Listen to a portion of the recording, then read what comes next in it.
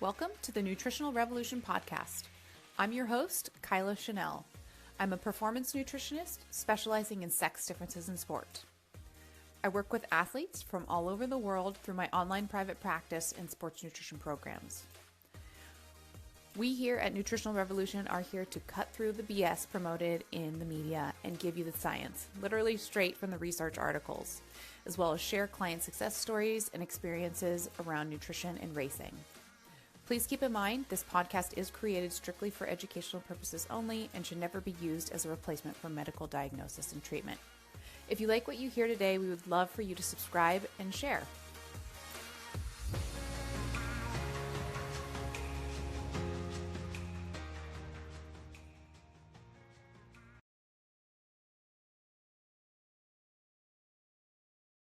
Hello, everybody, and welcome back to the Nutritional Revolution podcast. This is Kyla Chanel, your host, and today we have for you guys Charlotte Backus Turner, and she's a 28-year-old former professional UCI road cyclist, accredited cycling coach, nutritionist, and ultra-endurance bikepacker, and psychology-driven scholar based in Park City, Utah.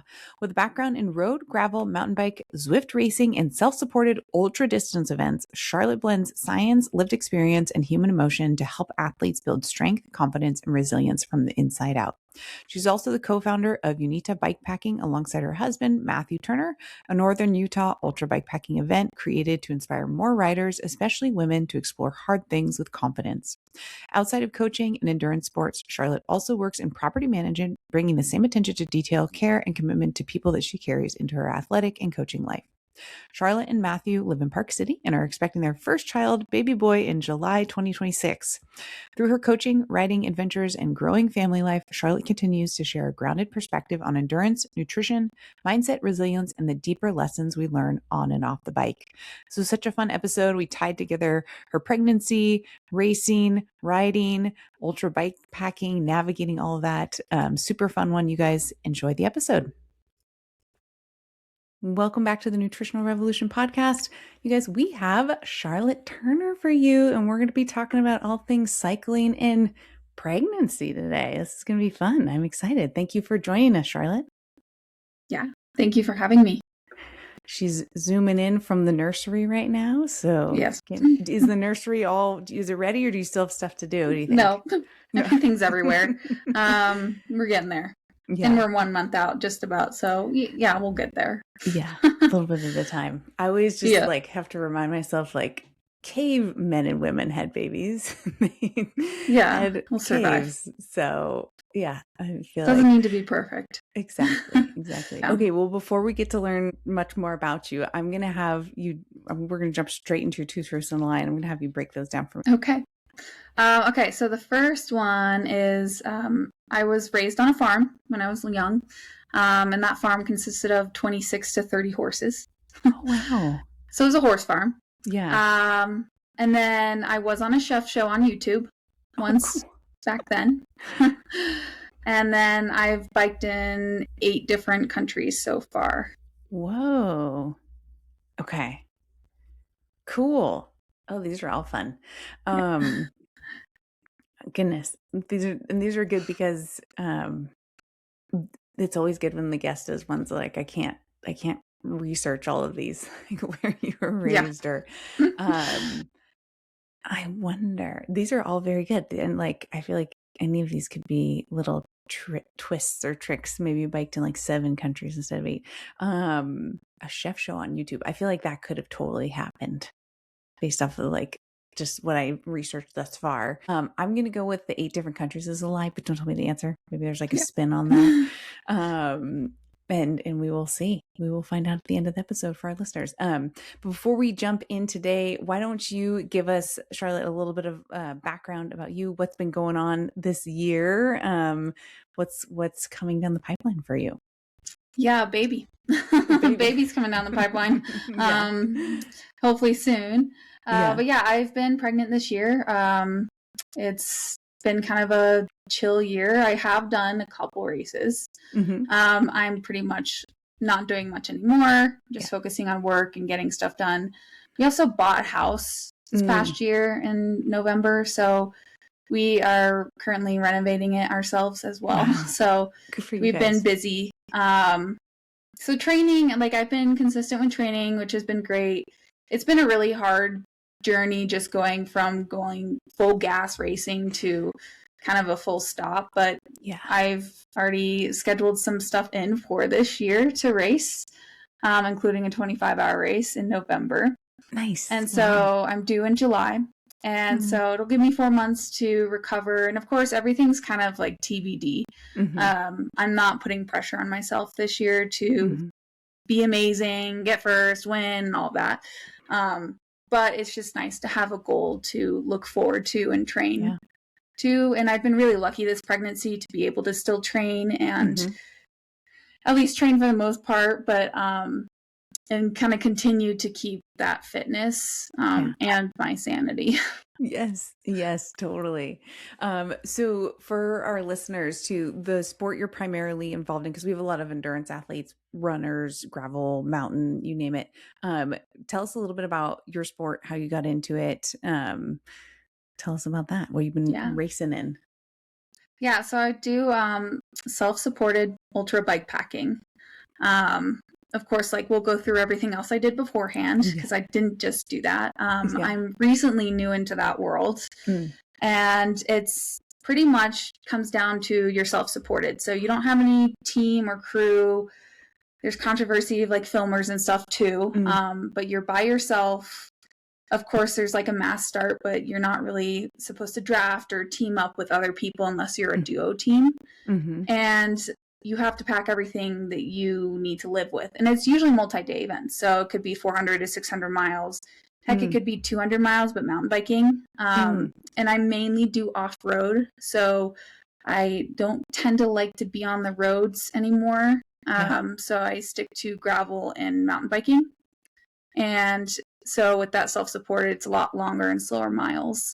Yeah. Lots more climbing. And you have to, you can't plan anything. So you can't be like, a week before, I'm going to go stay at this hotel and plan that and get my reservation. You have to kind of go on the fly, which makes it challenging in a way. And you really have to learn how to study maps and know where water spots are, where refuel points are. So it's quite different from what I've been used to in the past of just racing short and getting everything handed to you. Right. Yes. So the self-supported but mass start events, is that like as an example, like the Unbound, like 350, is that technically self-supported? I know they have to just about. I feel like it's those things are kind of changing a little bit. Even like the Trekka, I think those are still sometimes considered gravel races. It's hard because like we all know there's the spirit of gravel and it's changing and morphing just because of the competitive level. And I don't mind if it does, but there's also this outside ultra community that's, I would say like Doom, which is in Arkansas, is more considered a true ultra race because it's over 400 miles. Wow. And you're just like, people actually have packs and stuff. You have, tail fins, you have frame bags, and you're actually like there to be like, okay, we're going to stealth camp, or we're going to try to push through the first night, but like sleep a little bit the second night. So I think with the Unbound, the large Unbound is somewhat, it's becoming kind of like a 2-day thing where people just ride through, which is still, I mean, I'm not saying it's not an ultra because obviously I would say the 200 is an ultra because that's long enough. Yes. True. So with these self-supported, like, are you able to stop at gas stations, or are you trying to leave with everything you need nutritionally on you? Yeah, you can stop at gas stations depending on the route. So like Doom, for an example, there were really not many gas stations. There's a cafe, but North-South, which is in Colorado, that had like grocery stores, and I was stoked about that because there's a lot more opportunity for grocery stores, and I'm also celiac and dairy free. So I've gotten used to packing a lot of my own stuff, which is challenging because it's also like if you're packing extra batteries, extra lights, extra clothes for all the different weather, because usually ultra races have all the different weathers. it adds up. The weight really adds up. And then you add food, and food is very heavy. So it can add up. And so it becomes really heavy. But then I just think, like, I'm just going to eat away at it and it'll just get lighter and lighter. Right. But yeah, you can stop at gas stations. You can even go off route to get to a refuel point, but you have to go back to the same spot on the route. Okay, that makes sense. And so, before we hit record, you said you've done Doom already this year, right? You said, was it Doom? Yeah. Yeah. Yep. And how far along were you when you did that, and how did that feel? I did the 100 miles. And it was in a very different part of Arkansas this year. So it was more mountain biking. I did still have the same bike, my drop bar mountain bike. Cool. It's a hardtail with drop bars. I really love it. And it was a long day. It took me 18 hours. Oh my But again, it wasn't really like, I didn't have the mindset of like, let's race, let's get a result. It was like, let's just do this. And I wanted to be an inspiration to other women that, you can still do things, because there are tons of opinions out there of what you should do when you're pregnant. And people just love to have opinions when you are pregnant about you. Yes. And so I wanted to kind of be there to be like, you can do things and make it safe and still do what you love to do, even if you're pregnant. And I did it with my husband. He just joined me. We kind of just rode together.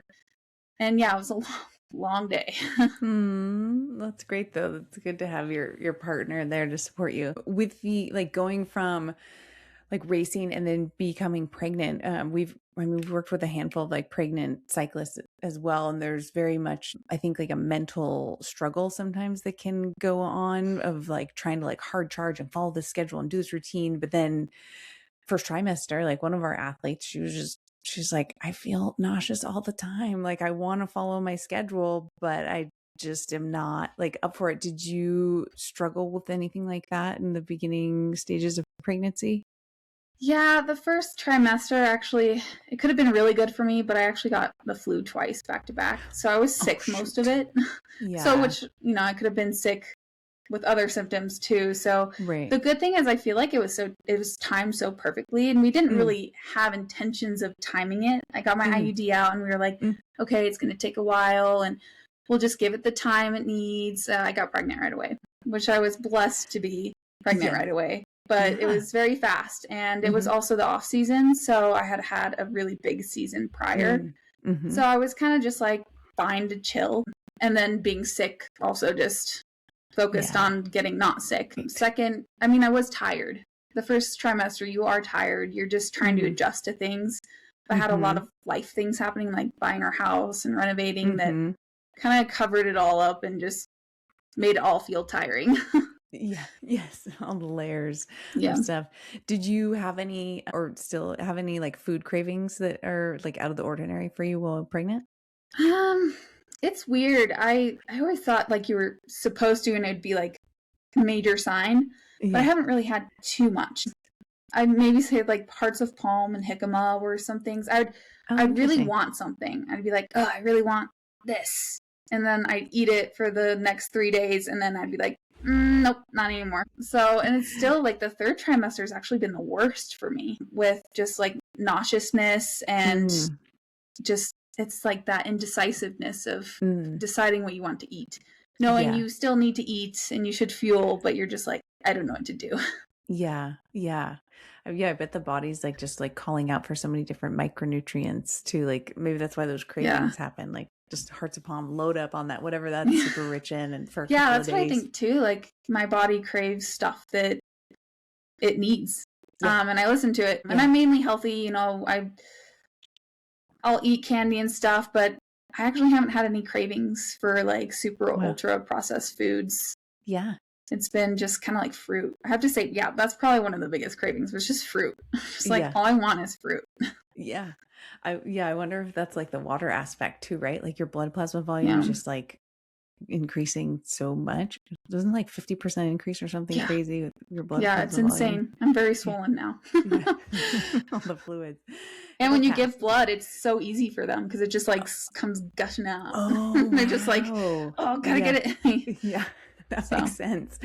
Your body's like ready. That's wild. Yeah, one of our athletes, she like was on a while pregnant watermelon. Like she was eating like an entire watermelon a day, and I think like it was a hydration component too. It's like a big piece of that. Just keeping. Yeah, hydration's hard too because like in your third trimester, your stomach's also very smushed.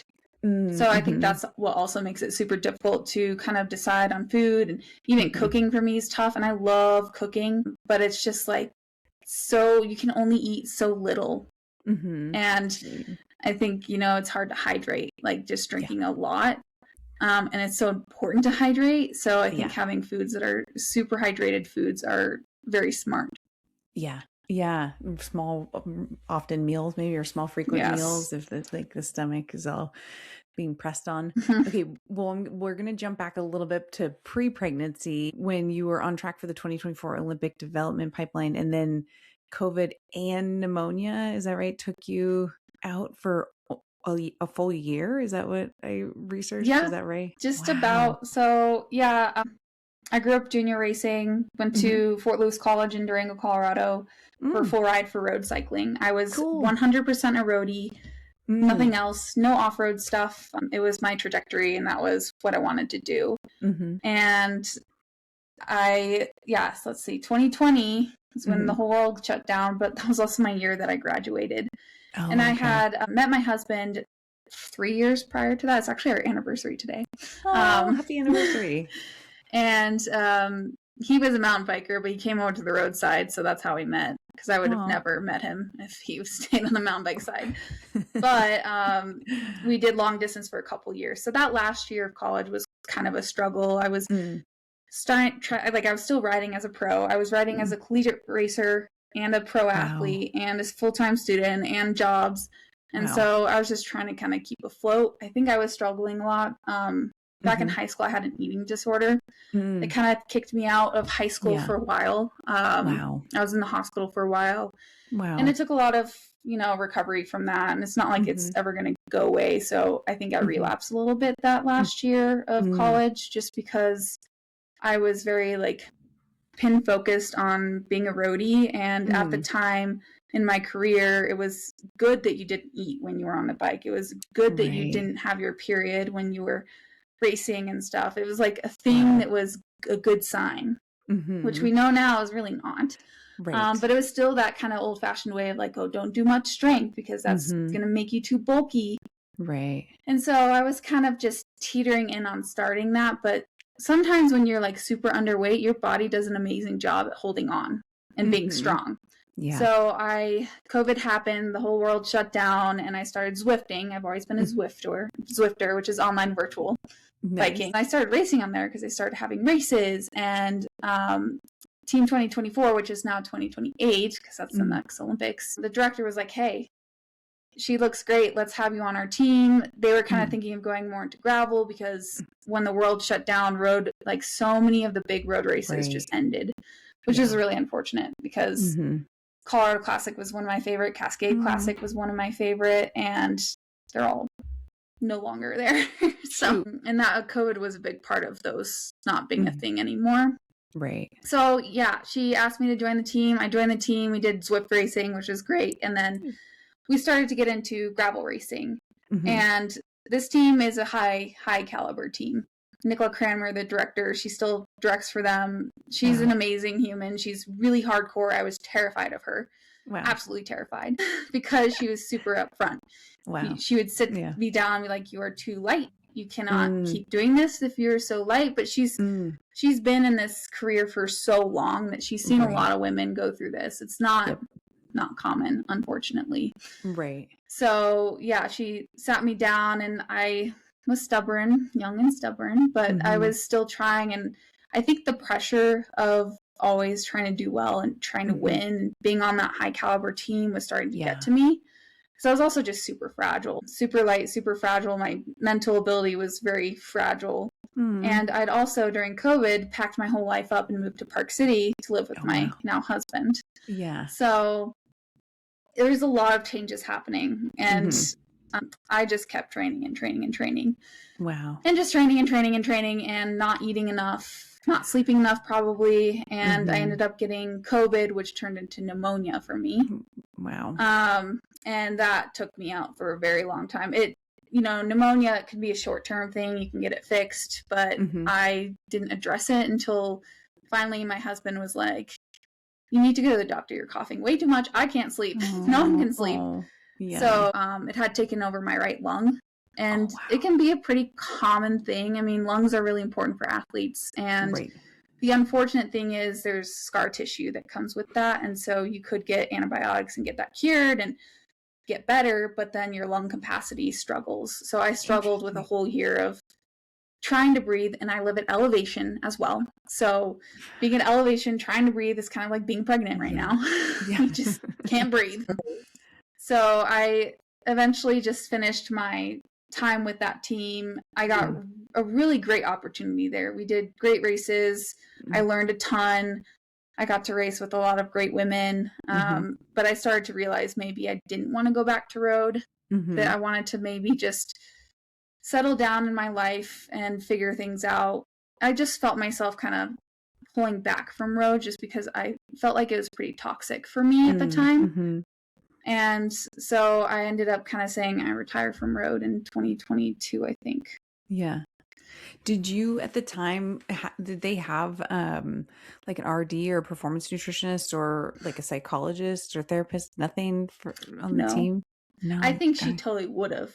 But unfortunately, how budgets go for teams like this, they're already struggling trying to even just get a UCI license or getting people over to Europe to ride because that's where the real racing is. So unfortunately, I did have my own psychologist on my behalf. Yeah. But I took years off of it too. And being stubborn and young, like sometimes you're like, I'm better than this. Like, I don't need this. So I think there's a lot of compounding factors and the fact that I was just so hyper focused on training that I didn't let like anything else kind of like get in the way. Yeah. That is tough. And I mean, your lungs too, just thinking about, like you're saying, the scar tissue in your lungs. So is that something, do you feel pre-pregnancy? Do you feel like you were able to get your lung, like breathing capacity back to a good place? Yeah. Finally, I think so. Yeah. Then allergies come along. Our bodies change so much year to year. It's just crazy. And we have to just kind of go with the flow. But from the pneumonia, I got athletic induced asthma. So it was something you always have to work on and kind of just deal with. And I learned that the high intensity stuff, the short races, I just could not do as well as I used to. And it could be because I was getting older, could be a mental thing, but also I just didn't have a lung capacity to really push that. And then I didn't ever really get to build that back. And so I started to gravitate towards ultra endurance stuff, which is plenty of time to breathe. Yes, totally. So talking kind of now moving into like the ultra bike packing and going from like you talking about trying to not eat anything on the bike to now like ultra bike packing. Tell us a little bit about what does eating on the bike look like when you're ultra bike packing now?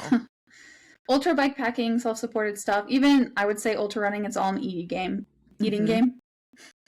It's like that's what it comes down to because that's what fuels your ride. If you're doing more than 48 hours of riding, it's so important to eat because you have to fuel that movement and fuel your mind as well because it deteriorates over time. Yeah. So eating is a huge challenge. Prior to ultra racing, I'd always even through road, I'd always felt like I wasn't myself. I was always feeling like I needed to find my place in biking. Like I loved biking, but was it road? Was it being a climber? Was it gravel? Like I couldn't really find my niche where I felt like I could be myself and also just not feel like in a toxic world that was very competitive or just toxic with each other.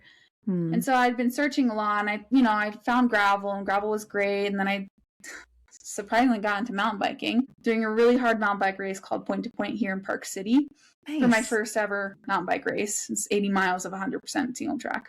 Wow. So after that, I just started to see the mountain biking world was really exciting. They were just beer and parties and just relaxed. And because I'd come from such a rigid lifestyle of having the same schedule every day. And,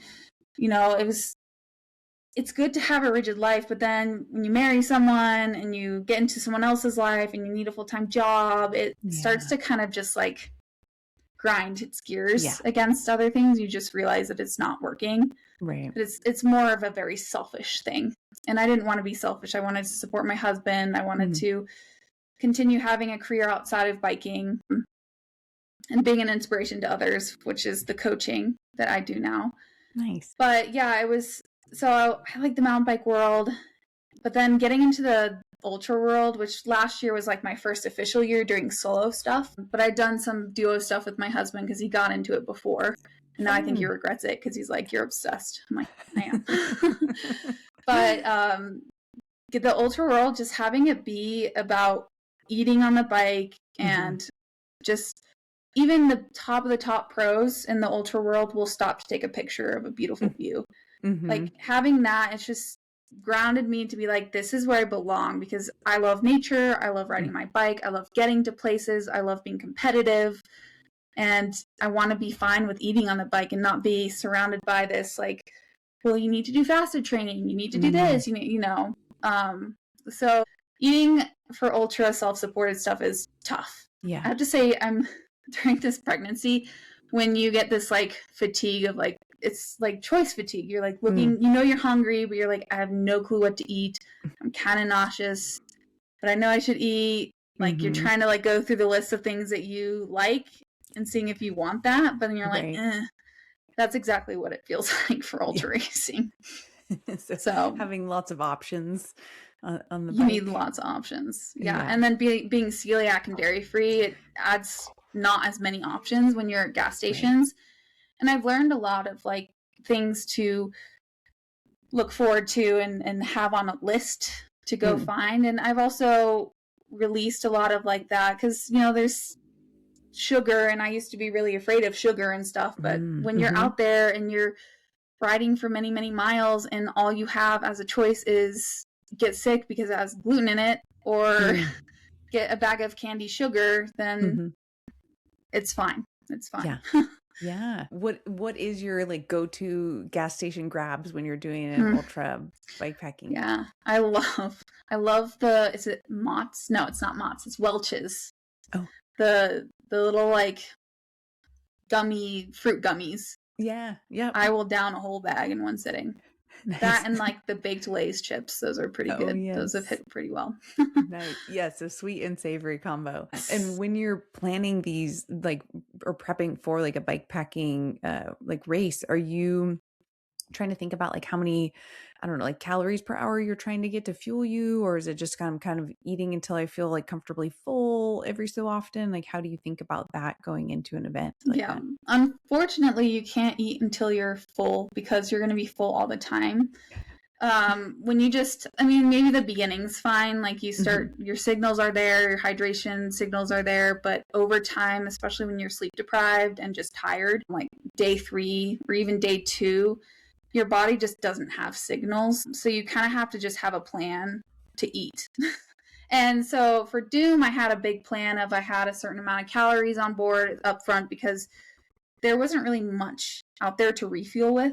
And I underestimated it. That's something, if you're getting into ultra, always overestimate. Try to overestimate. Bring more than you think because you're always going to underestimate, even if you're like, this makes sense on paper that I'm going to burn this and I need to consume this. There could be weather, there could be longer sections, there could be so much that will make it longer, and you need to make sure you have food. Because riding without food, which I've done, there's some points in ultra races that you just are getting close to refuel point, but you have absolutely nothing. It's kind of scary because you don't know. You're way out there in the middle of nowhere.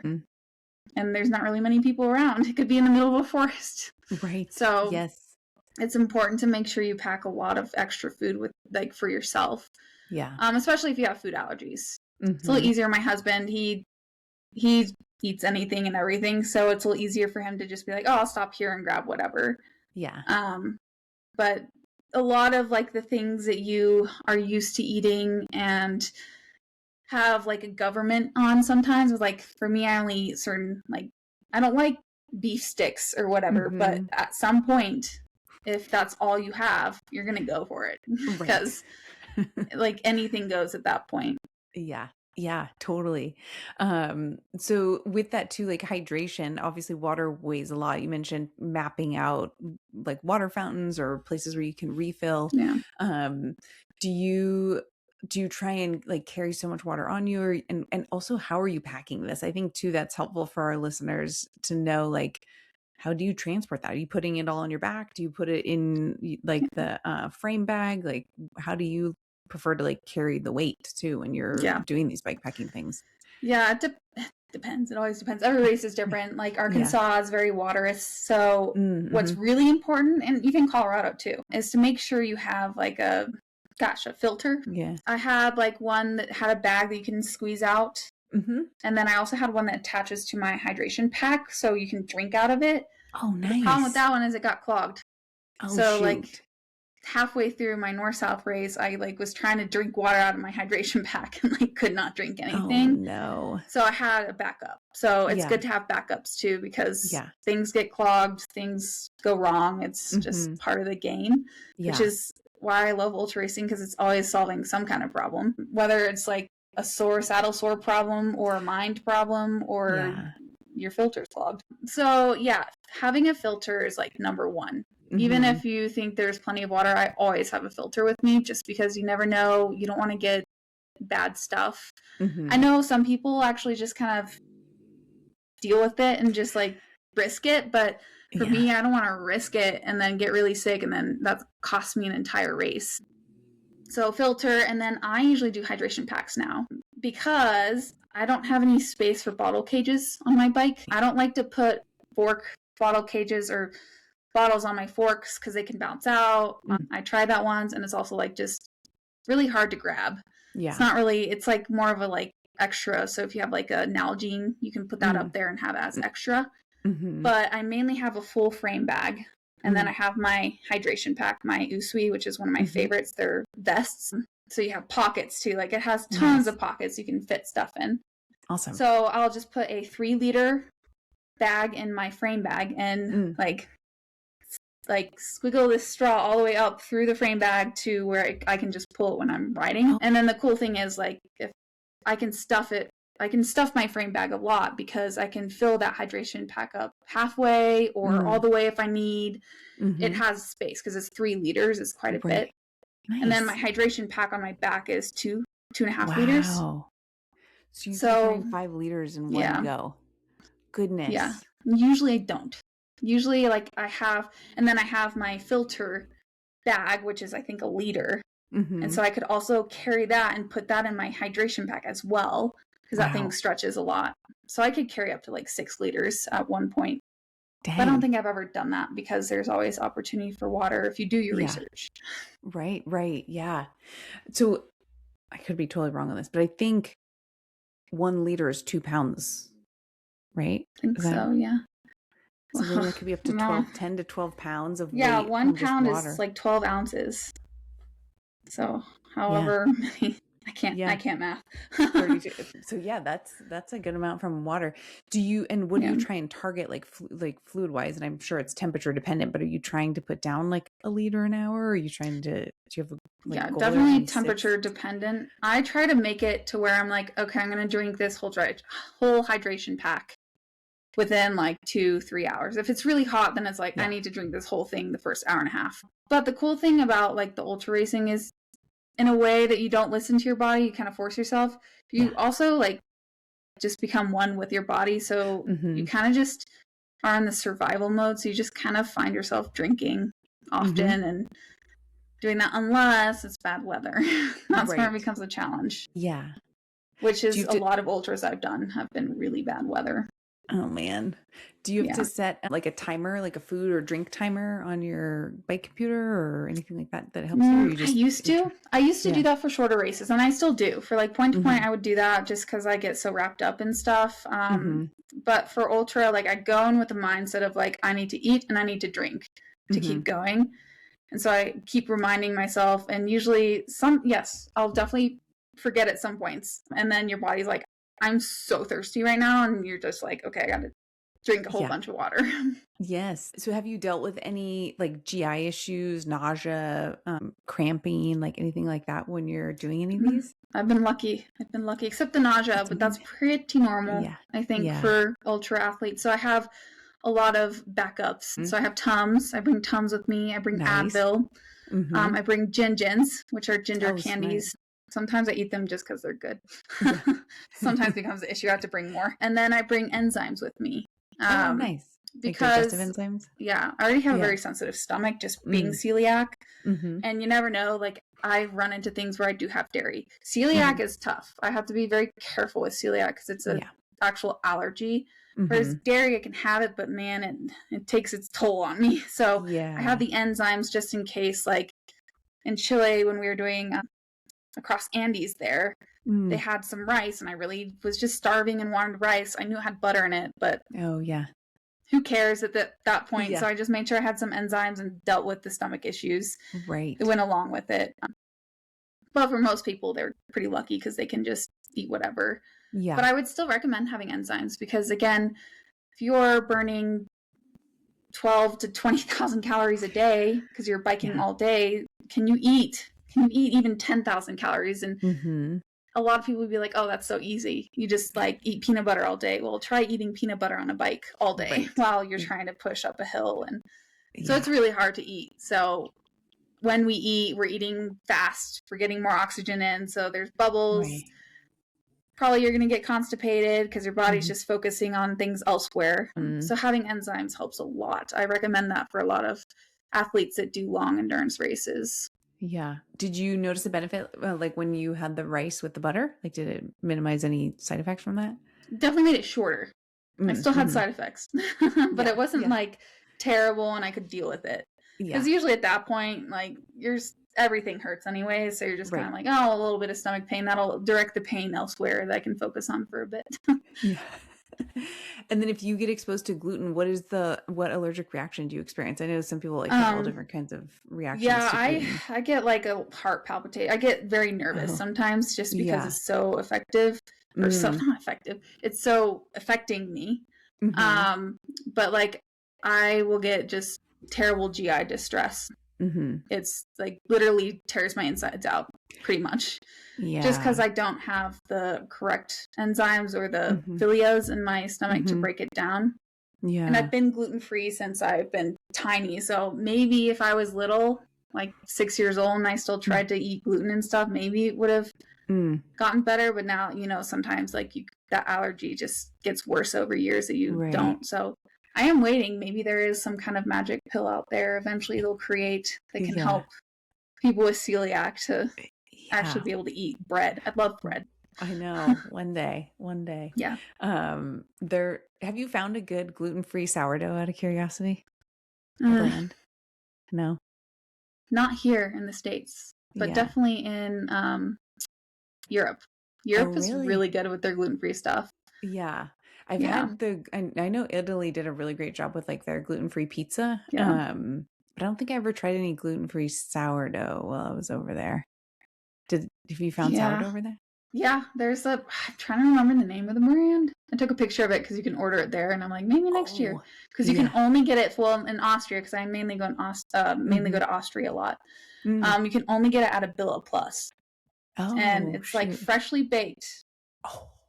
I'm just like, I was like in heaven. I was like, we went like last month, and I grabbed like 3 loaves with like 2 days before we were leaving. And I'm like, I don't care. I'm going to eat it all before we leave. And I did. That's great. Yeah. We have, what makes me think, it's called Flour Craft Bakery out here in the Bay Area. And they do a gluten-free, they call it a boule, like Boule. I'm not sure if that's like a European term, but it basically just looks like a big round sourdough loaf, but their entire like kitchen, everything they make is gluten-free. Man. And it is very good. They also have like a focaccia that's really good. So if you bike through the Bay Area, you should definitely hit up Flour Craft. Grab all the loaves and just buy them out. Sorry, guys. Yeah, they have also a ton of good baked goods. They do all kinds of great stuff. I mean, it is getting better, I think. Yeah. But like buying normal gluten-free bread, it's just Yeah. It's also just like buying normal bread here in the States anyways. It's just, Yeah. eh. Yeah. Some of them are, they're just like a brick. It's like you're buying a brick of something. Reading the ingredients and you're like, where's bread on this? Like, what is this? Yeah. You know who I just discovered was Queen Street Bakery. I've only had their bagels, but they're gluten-free and they're actually very good. And they do, I think, where are they based out of? I think they might be based out of Canada, actually. But they're in like Whole Foods stores that I've found them. And they have like a cinnamon raisin, they have an everything seed and something else. And like, if you put them in the toaster oven, like, I mean, I haven't had gluten also in like 15 years. So, but to me, I think it tastes like what a real bagel is supposed to taste like. You only know what it tastes like if you haven't had one. So. But yeah, they think they do a good job with like the texture and the ingredients are really good. I would check them out. I am not sponsored or affiliated by them, but I do think they're delicious and I have them multiple times a week. So if there's other celiac folks listening, you can check and if there's any listeners that also make bread that's gluten-free, I could use a lot of help there. I'm not good with that. Right. Yeah, totally. We had an athlete where she thought she was under fueling. I think she was, but then as a fuel source, she kept eating more and more sourdough bread. And then it turns out she kept feeling like worse and worse. And turns out she had celiac the whole time and she didn't know. Yeah. That's terrible. So someone coming out with a good like gluten-free bread would, or sourdough in particular. Yeah, sourdough would be great. Yeah. The cyclist would be so excited for that. Okay. Yeah. I did want to ask you one last question about the most recent Doom you did while pregnant. Did you notice any increased need to have to fuel more often? Like, did you feel like your blood sugar was at all more erratic? Well, or in any of your training sessions, I should say, since pregnant, do you notice like a increased demand for glucose at all? It's actually was quite the crazy sensation. Training and stuff, it was pretty easy to control. I would just, and I didn't train much before. I was just training, up to an hour. Yeah. On the trainer because it's winter here in Park City, though. Kind of wasn't winter this year, but, it was so weird because you'd eat something and usually, like you kind of feel the energy going, you can feel it going out and you're like, okay, cool. I feel great. I would eat something and it would just go nowhere. Oh, no. Obviously it went to the baby. Yeah. And I was just like, I felt like I had to eat so much. And I just felt like I didn't have the energy. And it was kind of messing with my mind because I've been so used to where you eat something, you feel the energy and you feel better. Where I would eat something and need to eat more and eat more and eat more and maybe feel a little bit. So it was really challenging. Yeah. I totally underestimated that race with my fuel. I mean, it was only 100 miles. But I way underestimated. So we ended up having to stop at it was a liquor store at the very end. And that's where I got like 5 beef sticks, a whole bag of chips. And I was like, I need food. Yeah. Wow. So do you it was weird. Fueling, is it like a larger carb? Like if you were doing, say, like 20 grams of carbs per hour before, do you try and do like 30 or 40 grams of carbs per feed now? Or like that's just an example, but like, are you trying to increase the amount per feed right now to like keep the blood sugar up, or how are you navigating that to like? Yeah, I do about 60 per hour of ultra endurance stuff. If you're doing like an hour of regular biking and it's just endurance, you don't necessarily need 60 if it's just an hour, but if you're doing 18 hours of it, I try to stick to 60, and I usually try to start really strong because it usually withers away towards the end. So it'll be like 60 for the first 5 hours, maybe 50 for the next 5 hours, because it just gets harder and harder to consume. When I'm racing, like point to point, I do 80 per hour. Nice. That's tough. And the biggest thing is, we can always think of this specific carb range per hour, but it really comes down to what power are you putting out? What's your output? Because a lot of mistakes I see people do is they either underfuel, so they're putting out a lot of power, but not putting in enough. Or they overfuel, where they're like, I'm going to be like Bogachar. I'm going to like put in 120 grams of carbs per hour, and they're putting out like 200 watts. Yeah. Rather than his crazy, 500, whatever his wattage is. So it's really important to kind of like, you can get metabolic testing too. I have not gotten metabolic testing, but I just kind of know the basic range of like my power numbers. So I know, let's say this is not exactly where they're at now, but like 200 is my tempo. So if I'm doing an average wattage of 200, and this is what I put on my head unit, is I always have the average wattage. So I can kind of gauge of like, what is my total output of energy? And if it becomes like where there's a lot of hike-a-bike or there's a lot of pushing hills and stuff, you have to add on to that output. Yeah. So, if you're doing tempo, then maybe you need to do 50 to 60 grams. If you're just doing endurance or you're noodling around in a park, maybe it's like 40. Right. So it's hard. And then for ultra stuff, it's hard to do like 80 grams an hour. I think it's really, really hard because your body just doesn't like it. And for ultra, it's also important to make sure you get fats in and protein. Yeah. Just because the multi-day. And I think that's why at the end too, I was just craving protein. I was just like, I need protein right now. And for some reason, pregnancy is very much like that. It's like, all you want is protein for some reason. Oh, not meat. That's gross. Apparently. Yes. So where do you like to get your protein from, like while pregnant? If it's not from meat, do you do tofu and edamame and stuff like that? I do tofu a lot. I'm like a fish person. I love fish. I do eat turkey and chicken occasionally here and there. I don't do red meat. I'm allergic to pork, so I can't have that. Yeah. But actually, this pregnancy, I've been just eggs. Yeah. Eggs have been like my daily routine. Just eggs. I love eggs. Yeah. Eggs are very like versatile. I feel like you can mix them up, add things into them, put them on stuff. Like you can, and they're usually like pretty darn palatable. One of my biggest things right now because I always went through, I guess I did go through some cravings. I call it phases, I guess. Because one was like, I just liked making my own like oat banana waffles waffles. And I made that for like 2 months straight. And I was stoked on that. And then I got so tired of it. So now my whole new fix is oats with egg white in them, and you cook it together. And so you're getting your protein. I put chia seed in there, so you're getting fiber. Yeah. If you're pregnant, you need a lot of help with digestion. So chia seeds I found are really helpful. And I put some cinnamon there for taste, salt, and oats, and it's a good breakfast. It's weird because you're like, why are you putting egg whites in there? Yeah. But it tastes good.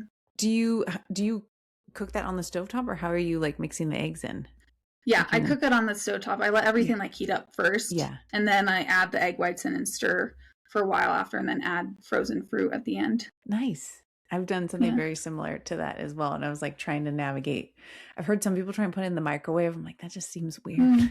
I feel like it'd be like scrambled eggs then. Yeah, or like too rubbery or something. Yeah.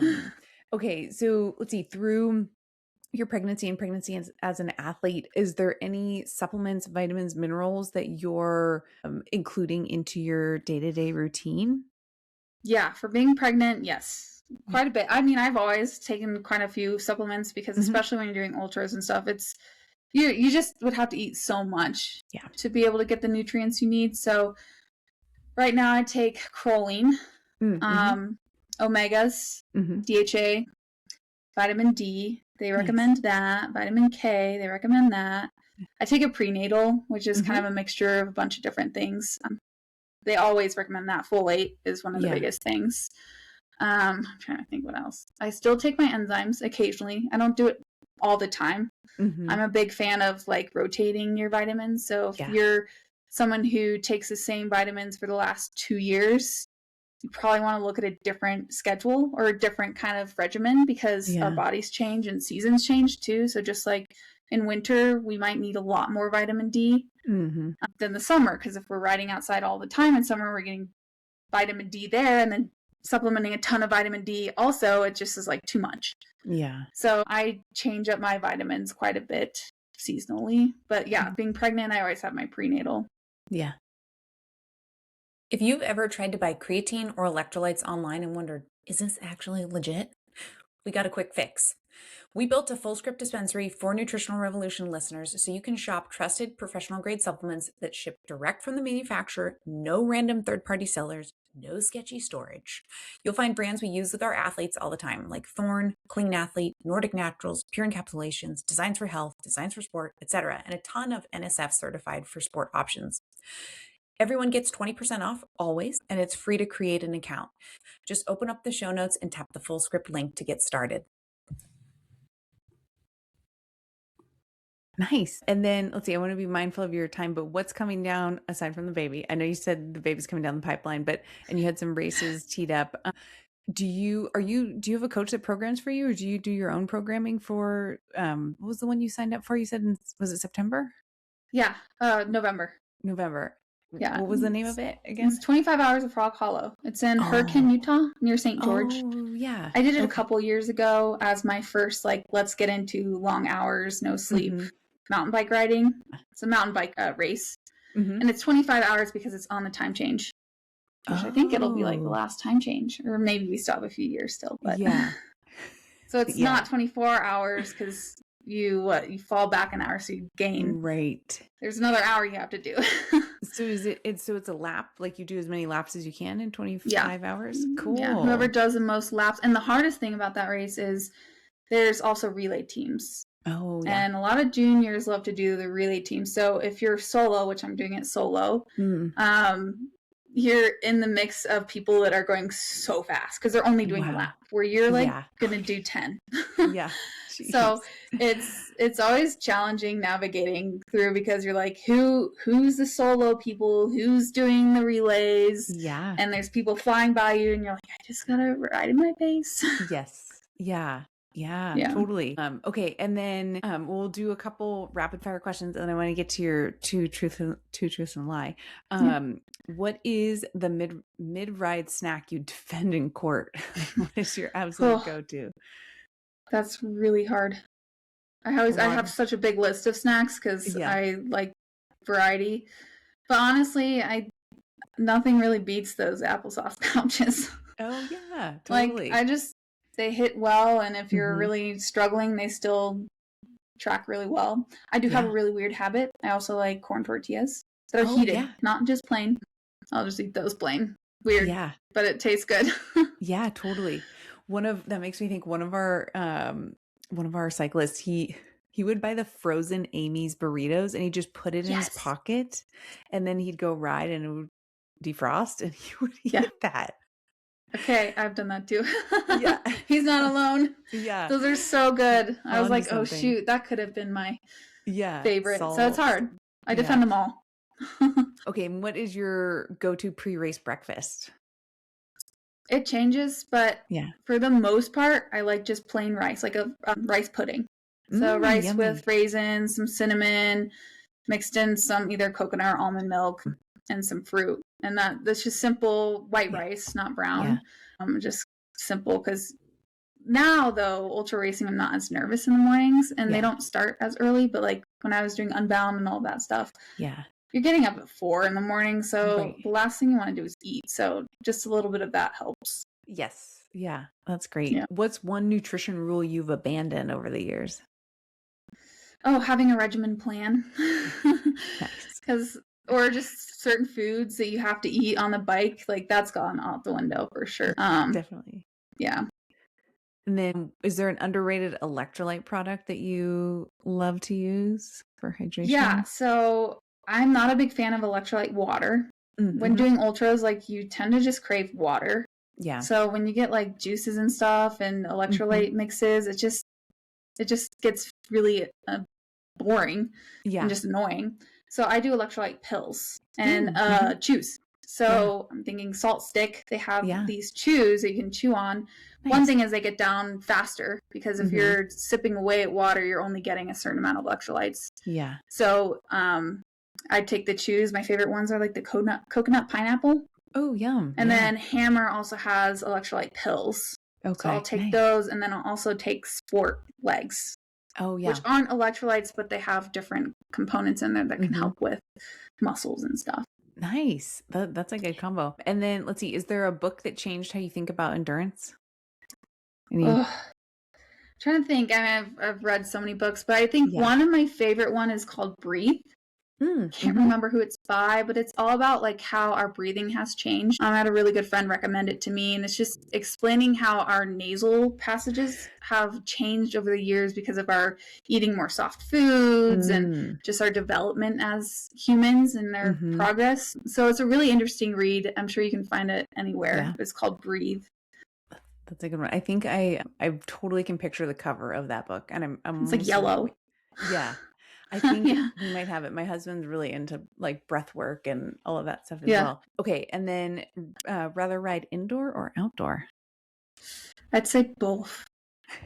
Like absolutely both, because I think both are so great. I love riding outdoors, but I also love riding indoors. Like being indoors is super convenient, and when there's bad weather too, you can really make it good for training. But then also outdoors, like just sometimes when I go back outside after being like in a big winter season, you're just like, how did I not do this? Right. So I think both are just perfect and awesome to do, and I think people should do both if they want to, and shouldn't stress about which one's better. Just go ride your bike.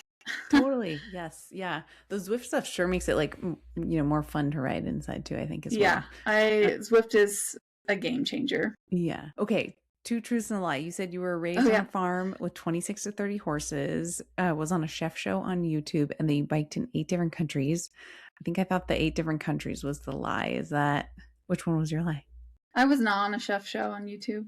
So it would be cool. Yeah. It would be great. Is that a thing? Like, have you seen, is that an actual thing? Do you know? Like there's a lot of YouTubers out there that are like going to people's houses and having them cook for them. And I think it'd be cool. I love cooking. Yeah. I'm hoping after this pregnancy that I'll regain the hope. I go through phases still. Yeah. Totally. But you were raised on a farm with 26. Yes. Wow. Yeah. My sister is actually an Olympic rider, horseback rider for 3-day eventing. My mom is a trainer. Wow. So raised with a lot of horses, a lot of chickens, and a lot of dogs. Gosh. I didn't get into horses, but yes, I can ride and I can jump and I can do all that pretty naturally, which always frustrated my mom because she's like, why are you biking? No. But there's a lot of horses on that farm still, and it's in Colorado. Cool. Oh, wow. That's great. Yeah. And then you have biked in 8 different countries. Yeah, I was counting. I was like, I need a good truth. And I guess it's been every year we try to aim for a different country to bike in. So last year we did, Norway. And then the year before we did Portugal. Cool. And then we've done Chile, and then we've done Finland. Awesome. I've biked in Mexico, Austria, Germany, France. Yeah. That's amazing. Wow. Yeah. That is so cool. Were these all like bikepacking things? Were there races or specific events going on? For me, it's like our vacation is doing a bikepacking race. And that's what my husband signed up for. So we usually do a duo race. We haven't had good success yet, but we're hoping the next one will be with our kid. Fun. So we have a pretty fun list of things to do. And I have a huge list of things I want to continue to do for ultra races in the States and outside of the country. Oh my gosh, that'll be so fun. That'll be so fun. Okay, well, where can our listeners find you and follow you? Yeah, you can mostly find me on Instagram under Charlotte Backus. And I'm on Facebook too, and everywhere else, Strava as well. Awesome. But you can also head over to my website, exqcoaching.com. Nice. I have blogs there too that I post about any scientific information and updates and all of that. So amazing. Yeah. Well, we will link that in the show notes for the listeners, and so they can check that out and follow along on your journey. And then thank you so much for joining us. This has been so fun and informative, and I think the women listeners will particularly enjoy this one as well. So thank you. Thank you.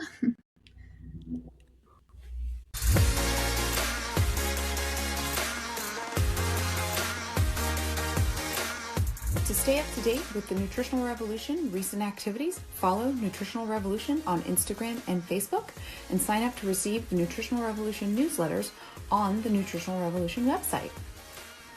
If you guys enjoyed today's content, please hit subscribe below to stay up to date on the latest Nutritional Revolution posts. Have a healthy day.